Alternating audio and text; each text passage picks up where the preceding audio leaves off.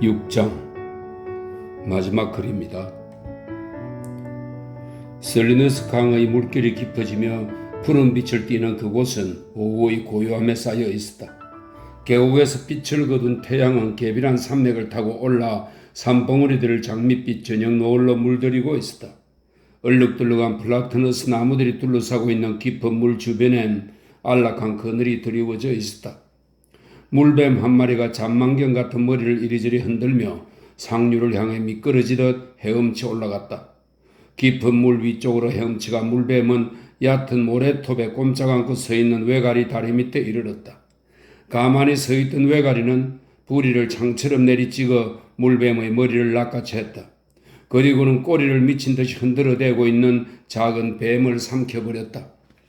멀리서 세찬 바람 소리가 들려오고 갑작스런 돌풍이 나무 꼭대기를 파도처럼 휩쓸고 지나갔다. 플라토너스의 잎새들이 뒤집히며 은빛을 드러내고 땅에 떨어져 있던 바싹 마른 갈색 낙엽들이 이리저리 날렸다. 연속에서 불어오는 미풍은 푸른 연못 위로 잔물결을 일으켰다. 갑작스런 바람이 순식간에 사라지자 빈터는 다시 고요해졌다. 외가리는 여전히 모래톱에 꼼짝 않고 서서 먹이를 기다리고 있었다. 또 한 마리의 작은 물뱀이 잔망경 같은 머리를 이리저리 흔들며 깊은 물 상류를 향해 헤엄쳐 올라갔다. 그때 레니가 등불 속에서 불쑥 나타났다. 그는 마치 소리 죽여 걷는 곰처럼 조용히 걷고 있었다. 외가리가 날개짓을 하다가 물을 차고 올라 강 하류 쪽으로 날아갔다. 작은 뱀은 연못가의 갈대 속으로 미끄러져 들어갔다. 레니는 소리 없이 깊은 물가로 다가섰다. 그는 무릎을 꿇고서 입술을 수면에 닿을 듯 말 듯 대고선 물을 마셨다. 작은 새 한 마리가 등 뒤쪽에서 마른 잎을 스치며 날아가자 깜짝 놀라 머리를 지키던 그는 소리가 난 쪽으로 신경을 곤두세웠다. 마침내 작은 새 한 마리가 날아가는 것을 보고는 다시 고개를 떨구고 물을 마셨다. 물을 마음껏 마신 그는 오솔길의 입구를 바라볼 수 있도록 방향을 잡아 모래 언덕에 앉았다. 그는 두 무릎을 안고 무릎 위에 턱을 올려놓았다. 저녁 햇살이 계곡을 벗어나 산 꼭대기를 향해 오르자 산 봉우리들은 더욱 붉은 빛으로 물들었다. 레니는 낮은 소리로 중얼거렸다. 나는 잊어버리지 않았어. 숲속에 숨어서 조지를 기다리는 거야. 그는 모자를 눈이까지 깊숙이 눌렀었다. 조지가 무척 야단을 칠 거야. 조지는 내가 귀찮게 하는 것이 싫어서 혼자 있고 싶어 할 거야. 그는 고개를 돌려 붉게 타오르는 산 봉우리를 쳐다보았다. 지금 당장 저쪽으로 가서 동굴을 찾아야지. 그는 슬픈 의조로 계속 중얼거렸다. 하지만 다시는 케첩을 먹을 수가 없잖아. 그렇지만 상관없어. 조지가 나를 필요 없다고 하면 가버릴 거야. 그냥 가버리면 되지 뭐. 그때 레니의 머릿속으로 작고 뚱뚱한 늙은 여자가 나타났다. 그녀는 도수 높은 두터운 안경을 쓰고 호주머니가 달린 큼지막한 체크 무늬 앞치마를 입고 있었으며 단정하고 깨끗했다. 레니 앞에 선 그녀는 손을 허리에 얹고 비난하듯 눈살을 찌푸렸다. 그녀의 말은 레니의 목소리가 되어 들려왔다. 내가 두고두고 말했잖니? 조지는 너를 잘 대해주는 좋은 친구니까 조심해서 대해야 한다고 말이야. 그런데 넌 그런 건 신경도 쓰지 않고 나쁜 짓만 하고 있구나. 레니가 그녀에게 대답했다. 클라라 아주머니, 나도 노력은 했어요. 노력하고 또 노력했지만 어쩔 수가 없었어요. 너는 조지 생각은 조금도 하지 않았어. 그 여자의 말은 계속 레니의 목소리가 되어 들려왔다. 조지는 언제나 너한테 잘해주었어. 파이 한 조각이 생기면 그 반을, 아니 반 이상을 너한테 나누어 주었잖아. 그리고 또 케첩이 있으면 언제든지 너한테 다 주었잖니? 레니는 비참한 의조로 말했다. 알아요. 나도 노력은 했어요, 클라라 아주머니. 진짜 열심히 노력했어요. 그 여자가 레니의 말을 가로챘다. 너만 없으면 조지는 마음껏 잘 지낼 수 있을 거야. 월급을 받으면 장지손에 가서 마음껏 즐길 수도 있고 도박장에도 가고 당구도 치겠지. 그런데도 그는 너를 돌보아야만 하잖아. 레니는 시름에 잠겨 한탄을 했다. 알아요, 클라라 아주머니. 난 곧바로 산으로 올라가서 동굴을 찾아 그 안에서 살겠어요. 그러면 더 이상 조지를 괴롭히지 않게 될 거예요. 그저 말뿐인걸. 그 여자는 날카롭게 말했다. 너는 언제나 그렇게 말하는구나. 하지만 그럴 생각이 없다는 건 너가 더 잘 알고 있지 않니? 앞으로도 넌 조지를 따라다니면서 언제나 그를 괴롭힐 거다. 그냥 떠나버리는 게 좋겠어요. 조지는 이제 나한테 토끼를 기르게 해주지 않을 거예요. 클라라 아주머니가 사라져버렸다. 그리고 레니의 머릿속에는 엄청나게 커다란 토끼 한 마리가 나타났다. 토끼는 레니 앞에 웅크리고 앉아 그를 향해 귀를 흔들며 코를 벌렁거렸다. 토끼도 역시 레니의 목소리로 얘기를 시작했다. 토끼를 기르겠다고? 토끼는 경멸하듯 말했다. 이 얼간이 바보자식, 넌 토끼의 들끝도 건드릴 자격이 없어. 넌 언제나 깜빡했다고 하고선 토끼를 굶겨 죽일 거야. 네가 하는 일은 언제나 그렇잖아. 그러니 조지가 어떻게 생각하겠어? 난 절대로 잊어버리지 않을 거야. 레니가 소리쳤다. 웃기지 마. 넌 아무짝에도 쓸모없는 놈이야. 조지가 얼마나 너를 사람 구실하게 만들려고 애썼는지 알아? 하지만 아무 소용도 없게 됐어. 조지가 토끼를 기를 수 있게 해줄 거라고 생각하고 마구 분별 없이 행동했잖아. 이제 그렇게 해주지 않을 거야. 조지는 너를 몽둥이로 마구 때려 내쫓을 거야. 틀림없이 그럴 거야. 그러자 레니는 마구 덤벼들었다. 그러지 않을 거야. 조지는 절대 그러지 않아. 나는 조지를 언제부터인지 그건 까먹었지만 오래전부터 알아왔어. 하지만 나한테 몽둥이를 던 적은 한 번도 없어. 언제나 나한테 잘해주거든. 나를 괴롭히지는 않을 거야. 이제 너가 지겨워졌을 거야. 너를 두들겨 패고 나서 버려두고 떠나버릴걸? 그렇지 않아. 레니는 미친 듯이 소리쳤다. 그는 절대 그렇게 하지 않아. 난 조지를 알아. 우리는 언제나 함께 다녔어. 그러나 토끼는 나지막하게 몇 번이고 되풀이해서 말했다. 너를 내버릴 거야. 이 얼간이 바보자식아. 너를 혼자 남겨두고 가버릴 거야. 이 얼간이 바보자식아. 레니는 손으로 귀를 막으며 소리쳤다. 그렇지 않아. 절대로 그렇지 않아. 아, 조지. 조지가 풀숲에서 소리 없이 나타나자 토끼는 허둥지둥 레니의 머릿속으로 도망가 버렸다. 조지는 나지막하게 말했다. 지금 뭐라고 소리치고 있는 거야? 레니는 무릎을 짚고 몸을 일으켰다. 조지, 날 버리고 가진 않을 거지? 그러지는 않을 거야, 그치? 조지는 경직된 태도로 걸어와 그의 곁에 앉았다. 그래? 레니가 환승을 질렀다. 그럴 줄 알았어. 넌 그럴 사람이 아니야. 조지는 아무런 대답도 하지 않았다. 조지, 왜? 내가 또 나쁜 짓을 했어. 아무 상관없어. 조지는 짧게 대답하고는 다시 침묵을 지켰다.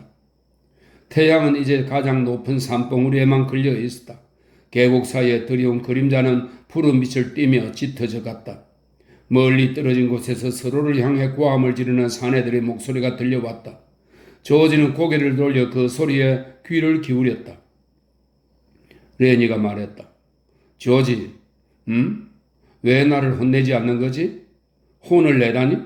그래, 예전에 언제나 그랬던 것처럼 말이야. 만일 너만 없었다면 난 $50를 가지고서 하면서 말이야.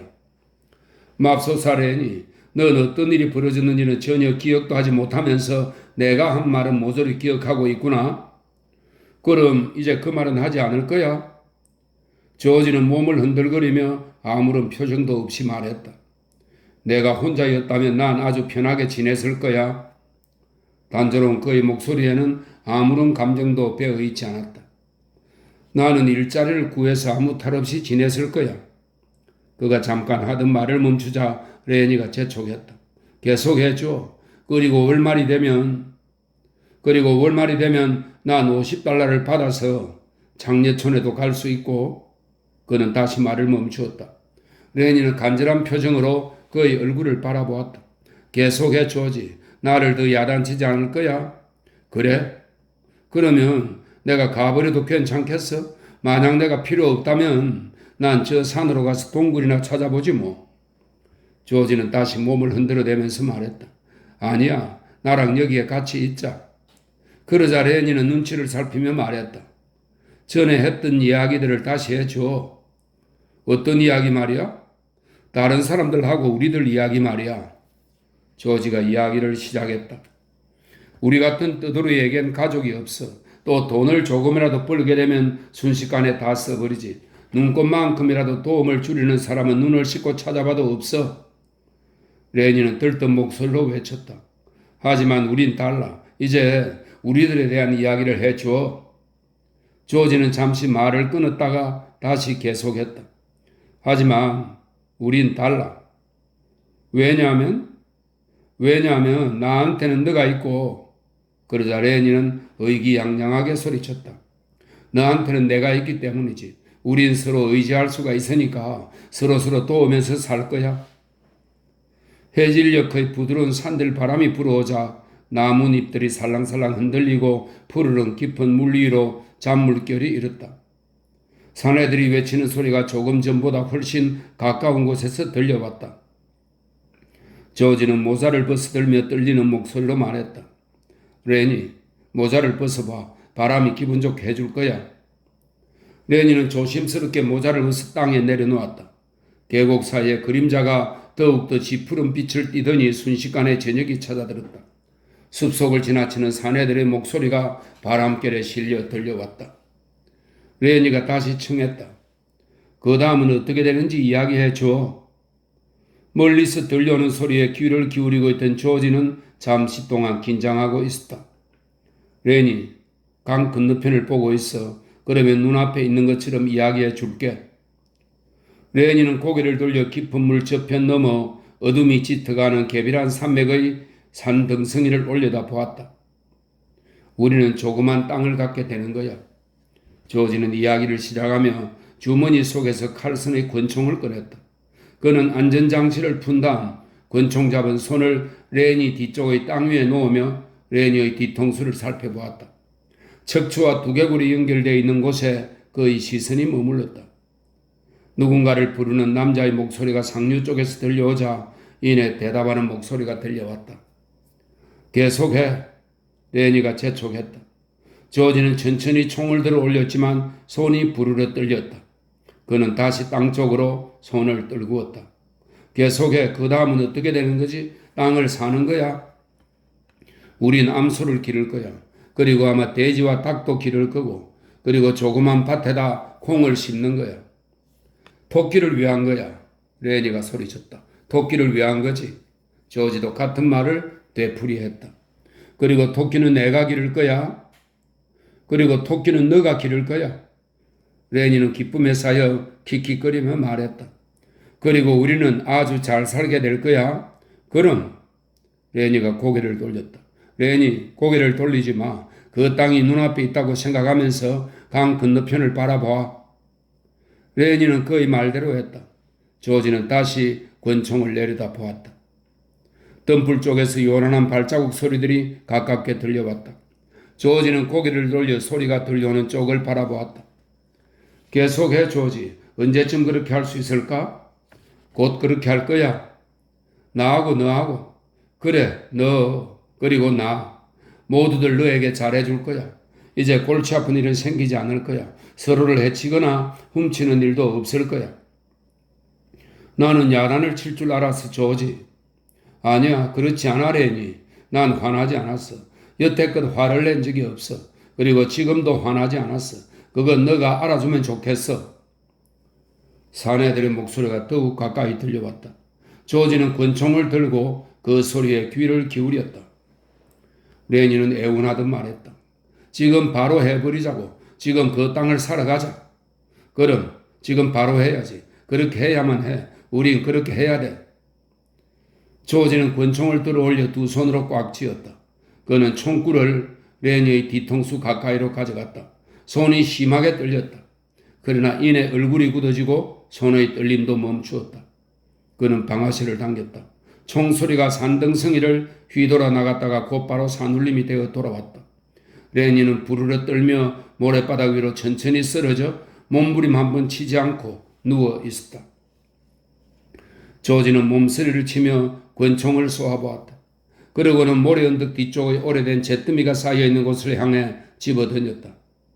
숲속은 고함 소리와 급히 뛰어오는 발자국 소리로 가득했다.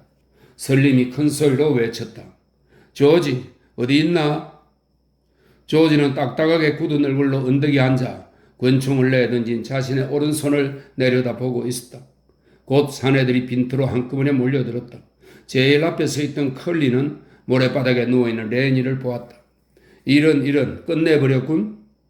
그는 가까이 다가가 레니를 살펴본 후 조지를 돌아보며 나지막히 말했다. 뒤통수를 정확하게 맞추었어. 설림은 곧장 조지에게 다가가 그의 곁에 바싹 다가가 앉았다. 너무 괴로워하지 말게. 이런 일은 가끔 사내들이 겪어야 하는 일이지. 칼슨은 조지를 의심쩍은 듯이 바라보며 물었다. 어떻게 한 거야? 조지는 지친 목소리로 대답했다. 그냥 끝내버린 거지. 저 녀석이 내 근총을 가지고 있던가? 그래, 자네 총을 가지고 있더군. 그리고 자네가 그걸 빼앗아 죽여버린 거야? 그래, 바로 그렇게 된 거야. 속삭이는 듯한 조지의 목소리는 거의 들리지 않았다. 그는 줄곧 권총을 쥐고 있던 오른손만 내려다보고 있었다. 슬림이 조지의 팔을 잡아 걸었다. 가세 조지, 나하고 가서 술이나 한잔 하자고. 조지는 그가 이끄는 대로 발걸음을 뗐다. 그래, 한잔 해야겠어. 조지, 자네가 처치해야 했어. 분명히 자네가 해야만 했던 거야. 자, 나와 함께 가자고. 설림은 조지를 오솔길 어기로 이끌어 큰 길을 향해 걸어 올라갔다. 컬리와 칼슨은 그 두 사람의 뒷모습을 바라보고 서 있었다. 그리고 칼슨이 중얼거렸다. 그런데 저 두 사람은 무엇 때문에 화가 난 것 같은가? 존 스타인백의 생지와 인간은 여기까지입니다.